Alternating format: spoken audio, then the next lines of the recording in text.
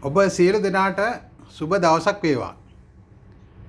අද අපි කතා කරන්නේ මෙන්න මේ පිටිපස්සෙන් ඉන්න මහත්මයා ගැන, උදේ ගම්මන්පිල. එයා ගැන පොඩි හැඳින්වීමක් කරන්න යන්නේ. අපි දන්නවා අපේ සමාජය ඊටාම මානවදායම් පිරුණ, ඒ වගේම මෛත්‍රිය කරුණාවෙන් පෝෂණය වුණ, බුද්ධ ආගමෙන් පෝෂණය වුණ ජන සමාජයක් තමයි අපේ රටේ තියෙන්නේ.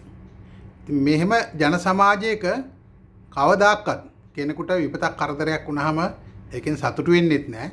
ඒ වගේම තමයි විශේෂයෙන්ම කෙනෙක් මිය ගිය පසු එම පුද්ගලයාට කවුරුත් ඒ වැරදිවත් එහෙම නැත්නම් චෝදනාවල්වත් එහෙම කරන්නේ නැහැ. හැමෝම නිවන් සුව අත් වේවා කියලා ප්‍රාර්ථනා කළා කනගාටුවටපත් වෙනවා. නමුත් මෑත කාලේ අපේ රටට වෙලා තියෙන හානිය දැක්කහම, අපේ රට බංකොලොත් කරලා තියෙන විදිහ දැක්කහම, අපේ රටේ සංස්කෘතිය පිරිහිලා තියෙන විදිහ දැක්කහම, අපරාධ රාජ්‍යයක් බවට පරිවර්තනය වෙලා තියෙන බව දැක්කහම ඒකට සම්බන්ධ වුණ බොහෝ පිරිසකට මිනිස්සු හෙනම ඉල්ලනවා. අයහපතම ප්‍රාර්ථනා කරනවා. ඒ වගේ පුජ්‍යලයන්ට හොඳක් නම් වෙන්න එපා කියන එක හැම වෙලේම මිනිස්සු රටේ දුක් විඳින ඒ ප්‍රශ්න වලින් පීඩාවටපත් වුණ බොහෝ දෙනා ඒගොල්ලෝ එකම ප්‍රාර්ථනය ඒ වගේ මිනිස්සුන්ව විනාශයටපත් වේවා කියලා තමයි. එහෙම කියන්න හේතු වෙලා තියෙන්නේ ඒ තරම් දුක් විඳිනවා අපේ රටේ මිනිස්සු. මෙන්න මේ කීප දෙනෙක්ගේ හොර තක්කඩි මගඩි කාර්යෝ කීප දෙනෙක්ගේ තියෙන ක්‍රියාකාරකම් නිසා අතිවිශාල ලෙස පීඩාවටපත් වෙලා ඉන්න ජනතාවක් ඉන්නේ අපේ රටේ. දැන් මුලින්ම අර සනත් නිශාන්ත ඔක්සිජන් කණ්ඩද කියලා ඇහුවේ. අන්න ඒ මිනිස්යාව හයිවේ එකේදී ඇක්සිඩන්ට් එකක් වෙලා මැරුණාම සමාජ මාධ්‍ය තුල සතුට ප්‍රකාශ වුණා මිසක් කවුරුත් කනගාටුව පළ කරන බවක් අපි දැක්කේ නැහැ. ඒ වගේම තමයි ඩෑන් ප්‍රිසාද්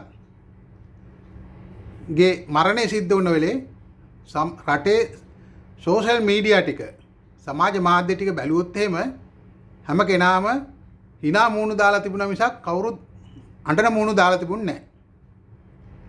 ඒ වගේම තමයි අති දැවැන්ත විදිහට මේ වෙලාවේ ඔය ගාමිණී ලොකුගේ කියන මිනිසයාව මැරුණාම එයාගේ ඉතිහාස කතා ගත්තාම යාපනයේ පුස්තකාලයට ගිනි තැබීම, ඊළඟට විශ්වවිද්‍යාල ශිෂ්‍යයන්ව 88-89 කාලේ විශාල ලෙස ඝාතනය කිරීම, නොයෙකුත් හොරකම් මරකම් විශාල ප්‍රමාණයකට වගකීතු පුජ්‍යලෙක් බව මුළු සමාජයම පිළිගන්නවා. සහ ඒ මැරුණ වෙලේ මන්නම් උදේ ගම්මන් පිළිගෙ විතරයි කනගාටුව ප්‍රකාශ කරලා තියෙන පෝස්ට් එකක් Facebook එකේ දැක්කේ.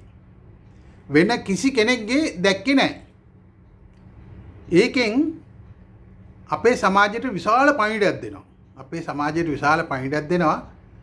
ඇත්තටම මිනිස්සුන්ට වැඩ කරන, රටේ යහපත උදෙසා වැඩ කරන, රටට බරක් නොවුන ඕන කෙනෙක් මැරුණාම මිනිස්සු විශාල ලෙස තමන්ගේ කනගාටුව ප්‍රකාශ කරනවා. මේ ඊයේ පෙරේදත් ඒ වගේ පුජ්‍යලෝ නැති වුණා. මුළු සෝෂල් මීඩියා ඔක්කොගෙම ඒගොල්ලන්ගේ ප්‍රකාශ වුණේ ඒ පිළිබඳව ඒගොල්ලන්ගේ කනගාටුව තමයි ප්‍රකාශ වුණේ. නමුත් මේ අවස්ථාවේ එහෙම එකක් නැහැ. ඒකට හේතුව මොකද? ඒක තමයි තමන් උපයාගත්ත තමන් කළ කී දෑ වලට තියෙන ප්‍රතිචාරය. මේක ගම්මන්පිල වගේ අයටත් ඉතාම හොඳ පණිවිඩයක් මේ සමාජයේ විසින් දීලා තියෙන්නේ. මොකද අපේ රටට අයහපතක් කරපු මිනිස්සුන්ට කිසි කෙනෙක් ආදරේ නැහැ. ඒගොල්ලොන්ට ප්‍රාර්ථනා කරන්නේ නිවන් සුවම තමයි. මොකද්ද නිරේසුවේ? නිවන් සුවේ නෙවෙයි නිරේසුවේ ප්‍රාර්ථනා කරන්නේ. ඒක නිසා මේ ඔයගොල්ලෝ උගත් මිනිස්සුනේ දැන්වත් කරුණා කරලා මේ සමාජයට ප්‍රගමණයට වලකපන්න නැතුව අඩු ගානේ එහෙම Tamanට උදව්වක් දෙන්න බැරි නම් නිශ්ශබ්දව හරි ඉන්න ඒ වගේ දේවල් වලට කකුලෙන් අදින්න නැතුව. මේක නැත්තම් මුළු රටටම සමාජයටම ඕගොල්ලෝ නිකන් හැල්ලුවට ලක් වෙලා පිළිලයක් වෙලා මිනිසුන්ගෙන් වෛරයට පාත්‍ර වෙලා සාපයට පාත්‍ර වෙලා තමයි අවසන් ගමන් යන්න වෙන්නේ.